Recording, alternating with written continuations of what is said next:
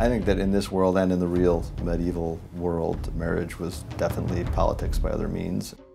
It was one of the prime sources of glue that held people together in larger societies.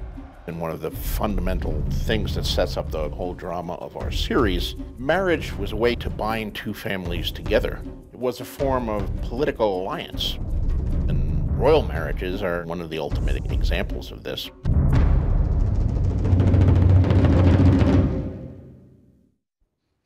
The gods are good. Solaris, I will gladly wed your sweet sister. You will be my queen. And I will love you from this day until my last day. The real bomb that goes off in King's Landing in season 3 is the arrival of the Tyrells. They're very powerful, they're very wealthy, and they control a lot of cards. So the family dynamic between the Lannisters and the Tyrells is quite charged. Joffrey and Margaery's marriage had nothing to do with love or even affection. It was purely about stabilizing the kingdoms and lessens the chance of some kind of uprising that we saw start to take place in season 2. Tell me what you think of her. With the Tyrells beside us, we'll crush the Northerners, hang their lords, burn their strongholds, sow their fields with salt, and no one will think of rebelling for another century. He's not even thinking of Margaery as a woman. He's thinking of her as an abstract principle that will help further their family's political aim. It just makes Tywin's job much, much easier. The Tyrells allow them to solidify their hold on the south. I have 7 kingdoms to look after, and 3 of them are in open rebellion. His prime objective is to ensure the survival of the Lannisters and to maintain the status quo, and only change it for the betterment of him and the rest of the Lannister clan. And the way to ensure your legacy and so forth is through marriage. For the Tyrells, I think the idea that their eldest daughter is going to be queen is immensely attractive. Margaery's clearly got a hunger and is incredibly ambitious. Do you want to be a queen? No. I want to be the queen. Margaery knows exactly how to play the game better than almost anybody else. She, of course, is the granddaughter of one of the great matriarchs in our world, Olenna Tyrell. She is the mother of the present Lord of Highgarden, Mace Tyrell, and she is a very sharp lady. I want you to tell me the truth about this royal boy. We've heard some troubling tales. Is there any truth to them? Sansa's an interesting girl. You know, she's beautiful and comes from a famous family, and I want to find out about all sorts of levels of information, definitely. I think they want to get to the top, by hook or by crook. That's part of the fun, isn't it? She realizes that Sansa is a very valuable piece in the Game of Thrones. So far as the realm knows, Bran and Rickon are dead. Therefore, if Robb Stark falls, Sansa Stark is the key to the North. I believe I have a possible solution. Their plan is to get Sansa to marry Sir Loras, the Knight of Flowers, but there are a lot of spies, there are a lot of listening ears, so before they can really put their plan in motion, the Lannisters get wind of this. We need to act first and kill this union in its crib. And how do we do that? We find Sansa Stark a different husband. Wonderful. Yes, it is. Tyrion is in love with Shae at this moment, but he's forced into this marriage that I really don't want to be a part of. But at least if he marries Sansa, he can protect her, especially from Joffrey. All you have to do is get a son in the Stark girl. He'll be Lord of Winterfell one day. You can rule the North in his name. You'll have 2 women and a whole kingdom of your own.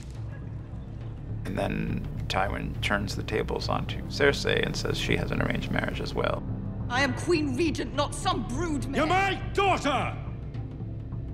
You will do as I command, and you will marry Loras Tyrell.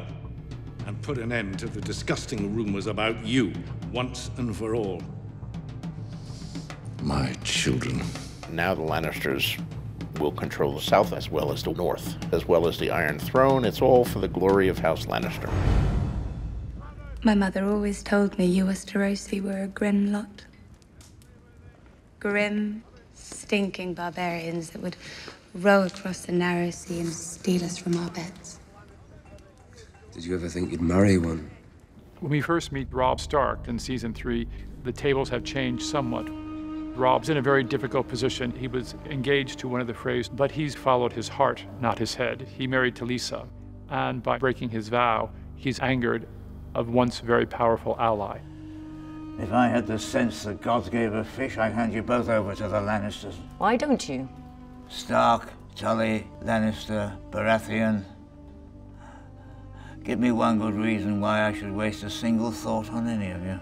Walder Frey could have remained neutral in this conflict, and that had its own risks, but he saw an opportunity to vastly enhance the prestige of House Frey, and he took it. So now what he cares about is the political contract that was violated. This is not a world where the idea of marrying for love makes any sense to anybody. Cat has this instinctive feeling. Talisa is the catalyst that starts the demise, almost. For a king to break his word is something that she just cannot really accept, because in this world, nothing goes unanswered. Walder Frey is a dangerous man to cross. You arranged it. And you agreed to it. You gave him your word. Treat your oaths recklessly, and your people will do the same.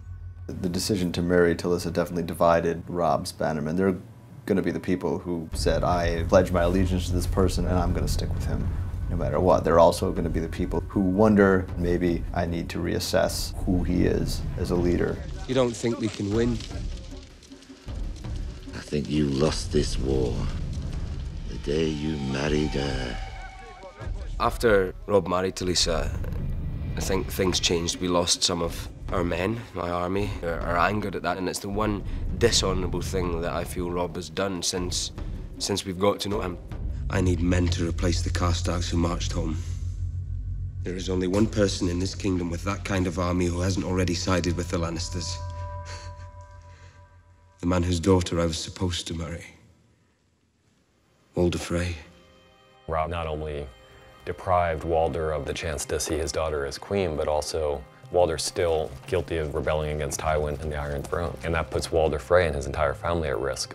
So something that Robb has to try to do is mend a lot of broken bridges and see if he can repair the damage that he's done by a lot of bad decisions.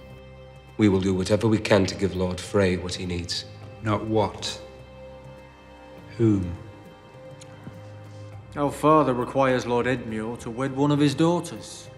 He was due a king to marry one of his daughters to, and Edmure Tully, while he is an important person in his own right and is the heir of the Tully household, it's still kind of a door prize in the political marriage race.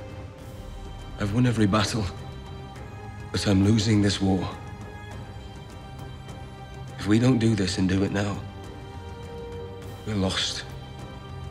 It's something that you see time and again in Game of Thrones, is characters who are kind of casting off their illusions and learning what it means to rule and to seize power. And the truth is, all of these families see it as a tool. So whether it's the Tyrells marrying Margaery to Joffrey, or Tywin trying to figure out how to ensure his legacy by marrying Tyrion to Sansa and Cersei to Loras, marriage is one of the main tools of political maneuvering. And we're going to see it again and again in this world.